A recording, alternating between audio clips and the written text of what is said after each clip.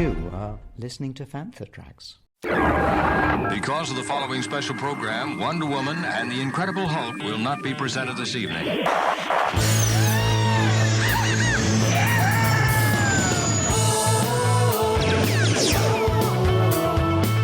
got Bantha.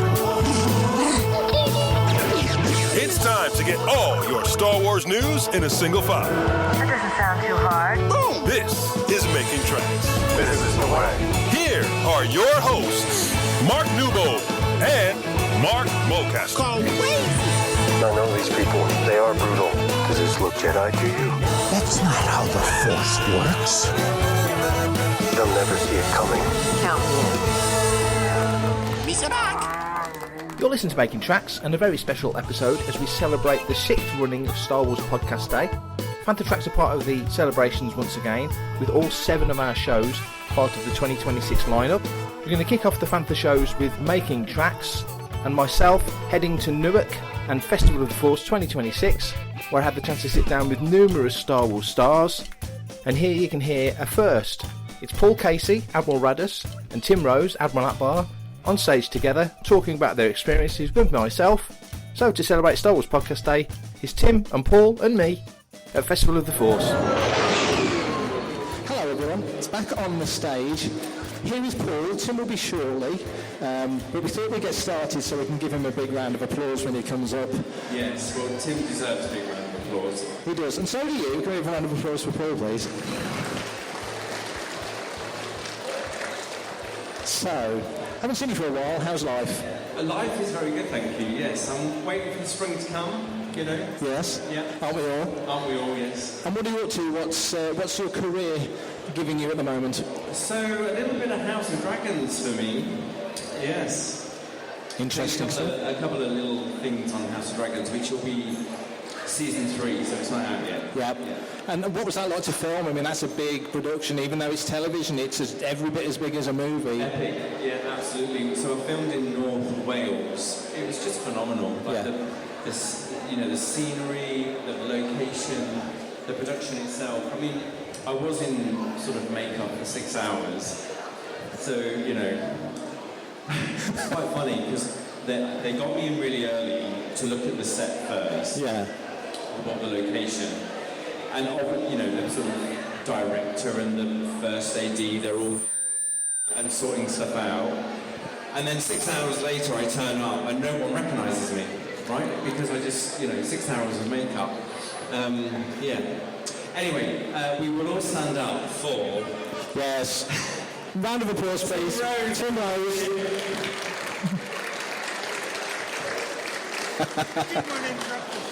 Oh no, that's fine. Do you want to sit here, Tim? Are you okay there? Are we going to share this microphone? You are sharing the microphone. So, yes. Finish your story. No, so that is the story. But I have to say that was the first ever time I'd gone onto set and met everyone as me to look at the location, and then 6 hours later, no one recognised me. Because normally, I don't get to meet any of them until I'm fully made up. Yeah. So it was good. Exciting. Obviously House of Dragons, amazing. Yeah. You know, yes. So it was good. Excellent, excellent. We have Tim on stage now. Right, so my Paul Kasey story is...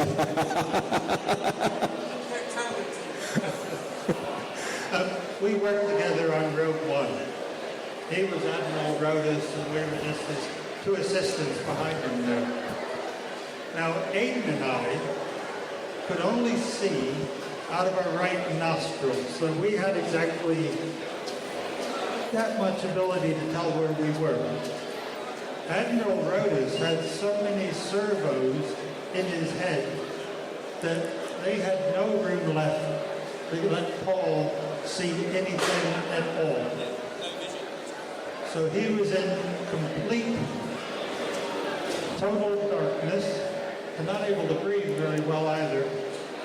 And we filmed continuously for at least, 3 days, but at one day it was like 8 hours in the one day, wasn't it? I don't know how he did. I'm a claustrophobic. If they put me in that head, I would have ripped it off an hour later and gone home. But He does that. Somehow he does that. I don't know. I'm a machine. That's what I am. There you go. But so Raddus was the first ever character where I had no vision whatsoever. And you know, but I've got Patrick Comerford, who was my puppeteer, so he was in my ear. So Patrick's given me all the information, and but when someone says to you, can you just look up over there? Where's over there? Like if you think about it, you've really got to explain to someone. You've got to look up to the left, and yeah. So, but it was good, and the good thing is, you know, I'm quite experienced at doing it. So like, you know, I can hit marks and eye lines and all that, and get the gist of what's needed. So yeah. But it did with Raddus. With Raddus, it took quite some time because. So I'm sat on the seat and they had to swing me out as I'm looking down, you know, saying whatever dialogue I was saying. But they had to get the timing of the arm. We did it over and over and over again, didn't we? Because they just needed to get it at the perfect timing. So I landed at that perfect point, looking down through the glass of the ship. Anyway, Tim wants to say something, and it's going to be about me, I know. Paul got put in charge of teaching people how to be inside of full bodysuit costumes. So we had this little game that we had to play where you worked with your assistant, and the person who was going to be in the costume had to be blindfolded, and then we walked around the room and the assistant would say 2 o'clock, 12 o'clock, 10 o'clock, and that was how you found out where you had to aim for and where you had to look, because there was no other way to find your way around the room. That was your thing that you did for it. That's all I was going to say. And the bit where he was talking about where it slid out, we'd successfully got the information off the planet, and they shot this scene that didn't make it into a movie, and it was really too bad because we got the information up, we did what we wanted to do, we were the calamari, we were the winners, and all of a sudden they did a light change, and all the way over the top of us this shadow came, and we all looked up to see that the Death Star had come to join us. And we had this wonderful little moment where we were celebrating, and then we all just looked at each other and went, well, guys, nice to know you. But they didn't put it in the movies. Hi there, this is Mike Quinn. I played Nine Num in Return of the Jedi and the new trilogy, and you're listening to Fantha Tracks.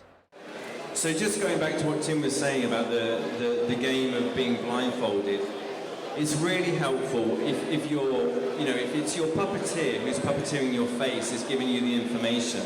It's good for them to understand what it's like to have very limited vision and what information and how to give it. For speed, right? Because quite often like the shots are coming thick and fast and the notes are coming thick and fast and they've got to relay it, and there's like a shorthand version of giving the information, right? So it's just very helpful all round. Do you not agree, Tim? That's a yes from Tim Rose, everybody. I was smiling because I was running Paul's body, his face, in solo, and we were in a bar scene. But in the bar scene, there was information about, Paul, you got a good-looking one to the left there, flirt with her. That was the information he was getting from me. I was very helpful about the whole thing. I've got to ask, have you two guys been on stage before and done a panel like this before?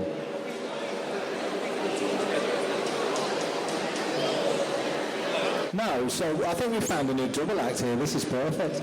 So Tim, obviously back in the day in Return of the Jedi, Ackbar, round of applause, helping establish the look and the feel and the movement of those characters and just how they were. How important then would that have been to yourself, Paul, transposing that forward all those years onto Rogue One, because it's a different character, of course, but it's still a Mon Cal. You've got to still imbue him with that kind of feel. Go for it. So my homework was watching Tim Rose as Admiral Ackbar. You know, they're a species, right? And if even though we are related, aren't we? We're related. They still have to have the same essence, you know, the same characteristics. So yeah, my homework was watching Tim. and how he moved, and how he talked, and the statuesque sort of strength that Tim had playing it. And when you did it originally, Tim, what was your inspiration? What was your sort of impetus for making him the way he was? Well, some of it was more technical than performance-wise. With any animatronic character, you rehearse with them and you look at it back, and there's 1,000 things they do that look really terrible, and there's 10 things that they do that look really good, so you exploit those 10 things.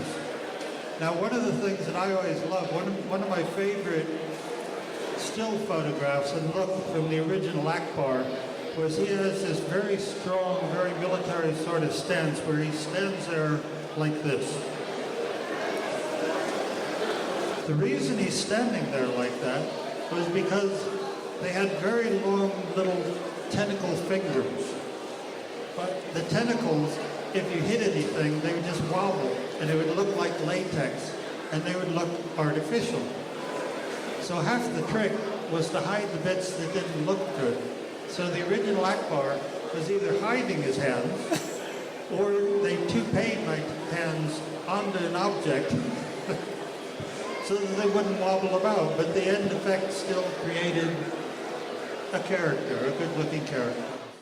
For everything in one location, daily news, reviews, interviews, podcasts, video, and social media feeds, bookmark FanthaTracks.com for Star Wars news 24/7, 365.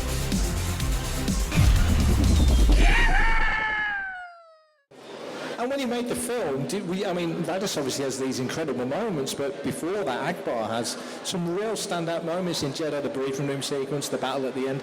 Were you aware as you were doing it how important that character was to the plot, and also as a character in the film, that he would just stand out so well? Well, my proudest moment with the original Ackbar was his very final scene. When you see him, you just see him from a distance, and he's still looking out the window, and he just sort of slumps down in his seat. The direction that I'd gotten from Richard Markman was, okay, you guys, we won the battle. I want everybody to get up and jump around and celebrate. But I was just the right age that I came that close to being drafted into Vietnam.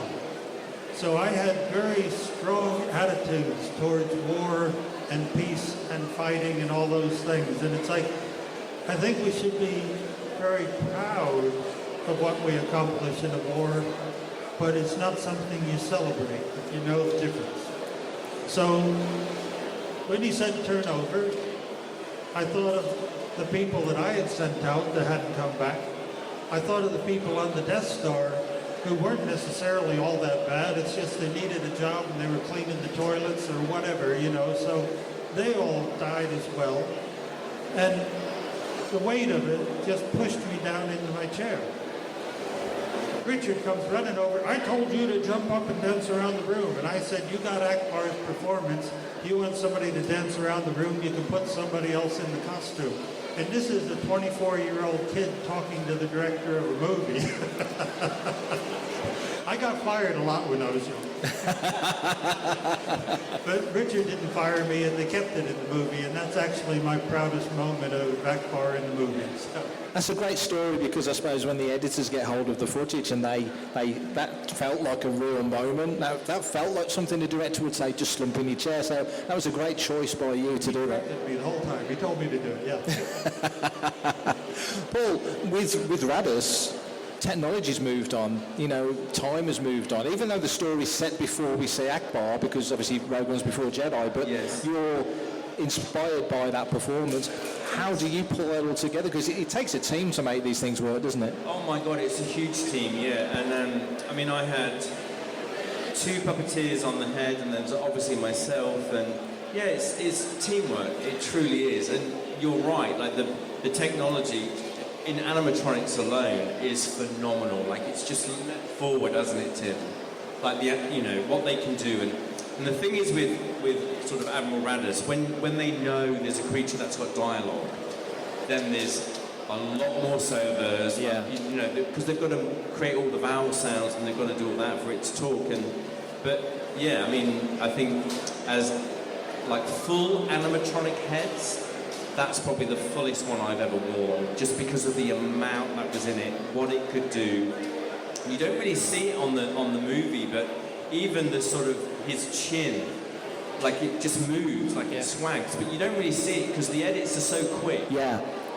You know, in the longer takes that we did, that didn't make the movie, like, yeah, I mean, everything's moving, but it's all a team. Like, it's myself, 2 puppeteers, sometimes 3 puppeteers, you know, because if there's a lot of dialogue, you need someone on the eyes, don't you, Tim, and then someone on the mouth, and so they split it up. Yeah, I mean, it truly does. So, but if we're all heading to the top of the pyramid to get that performance, if you see what I mean. And, totally. But quite often, and Tim, you'll agree, the parameters are always changing, aren't they? The notes, what's required, what the shot is, how quick it is. So you're sort of like on a very fast train getting to the end stop, and that's one shot.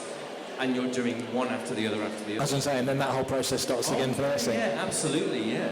Or, it's a camera move, or they want to change on a different angle, or now they're moving on to this, and but, that's experience, right? If, on Star Wars, you've got very, very experienced people who have been in the industry a long time, and that is speed in itself, because, people with experience know exactly what to do and how to achieve stuff, don't they? Yeah. Okay, Tim was just saying, people who have been in the industry with experience, that's what productions pay for.